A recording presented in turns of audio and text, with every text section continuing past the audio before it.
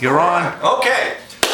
This is a demonstration speech I did today twice at the youth leadership program at Lansdowne Senior High School. And what I was talking to the kids about is when you do a demonstration, there's two ideas that I want to leave with you today in terms of a demonstration speech. When you do a demonstration speech, you always want to have some kind of a prop. Because when you were in grammar school, you always did show and tell. And that's what a demonstration speech is about. And the second idea that I want to leave with you is that you always want to try and tell a story that goes along with the demonstration. So today I did this speech, and let me start back in 1969. I bought a Pontiac automobile, and that automobile had a Model 255 air conditioner. Does anybody in this room know what a Model 255 air conditioner is? Two windows and Two windows down and 55 miles an hour. Absolutely. In the year 1978, I was in the need for a new automobile. And I had a dream about this automobile. In December of 1978, I went down to my local Pontiac dealer and I got a brochure about the 1979 Pontiac line.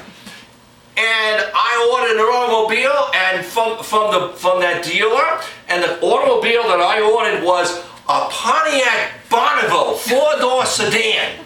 And the description of that car is in this brochure. And there it is. Now, you look at this car, it's like as long as a football field and about as wide. And it's a true 6-passenger automobile. You can comfortably fit 3 huge adults in the back, and because it's a bench seat, you can get 3 people in the front. And it's fully air conditioned, And notice the white wall tires. Notice they had white wall tires in that day. Now, when I picked up this brochure, and I want to pass this around, when I picked up this brochure, I read in there that this car came with genuine Naugahyde. Now, has anybody heard of the Naugers? Well, in the 1970s, General Motors got into the cattle rearing business, and they were having these Nauga ranches out there in Wisconsin. They would harvest the Naugers for their supple leather, and they would use the hide to go in the car. Now, does anybody believe what I just said? No. Has anybody heard of a Nauger? Guess what? It's a fictitious idea. It's a marketing gimmick from General Motors.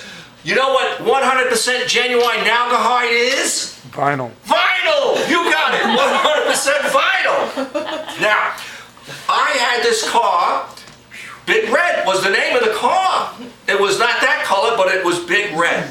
Now, in 1985, my daughter was a junior in high school, and she was dating a senior.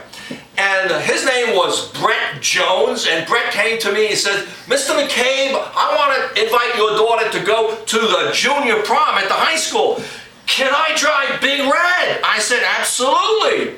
And so that was a day in May, and I got out there Saturday, and I got the Brillo out, I got the white wall tire all shined up, and I got the car washed. But now, does anybody in this room know of a product called Armor All? Yes. Okay, now, what happens when you put Armor All on a tire? What happens? Shines. Shines. Now, what do you think happens when you put Armor All on 100% genuine You Naugahyde? slide out the other side of the car. You slip and slide. So guess what I did?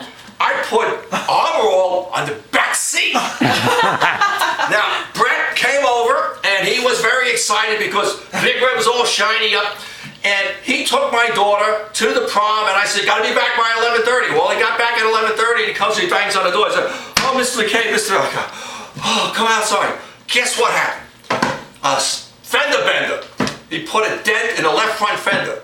No problem. Big Red was about 7 years old at that time, but he got her home safe and sound. So, anyway, I just want to share that with you because what happened later was in the year 1991, my daughter and her husband, who they were engaged and got married. And of course, she married a boyfriend who was a senior in the high school. And they decided, because this car was so important to me, that the car was going to be used to take me and her in the back seat to the church where I live in Bowie, down the road about half a mile. And then the wedding reception was held in Annapolis. And so the best man was going to drive the car and not have a limousine. Now I want to let you know that that car did not have Armor All on the back seat when I sat in the back with her. Now I used to drive the car every day to work, and it was in a carpool. And anyway, Big Red was getting long of tooth, 23 years old, 240,000 miles. And Big Red had to go to the Big Red grave. But it turned out that we had a little extension of that graveyard. We were able to take Big Red over to the Tall Oaks High School, vocational high school for boys, and Big Red was worked on by the boys in the high school. Now, the day before Big Red went to the high school, my friends in the office, we decided to go take a last ride in Big Red. We decided to pile 8 people in that car. 8. There were 3 adult men in the back, 2 ladies sitting on their laps. Moved the front seat up a little bit, and 3 of us in the front. 8 people in that car, and we took Big Red on his last ride to the Chinese restaurant.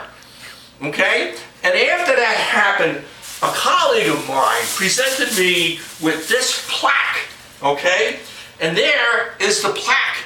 And you see it? There's a picture of me driving Big Red outside my office. And there's all these people that went in that car to go to the Chinese restaurant. And what happened was the medallion, see, this is the medallion, was on the trunk and it had fallen off. And it was sitting in the glove compartment, and one of the gentlemen that was riding in the car over to the Chinese restaurant, he opens the glove compartment, he grabs it and stuck it in. And the next thing I know, the gentleman that worked for me, who was part of this last trip, he presented me with this plaque. And what it says on here, it says, the wedding car. 1979 to 2002. I want to pass that around. And I want to tell you that that plaque is very sentimental to me, because I truly love that old car. And it had many enjoyable activities in it. So, to sum this up, I hope that you got a little idea about props and storytelling, because everybody will remember, hopefully, the story of Big Red.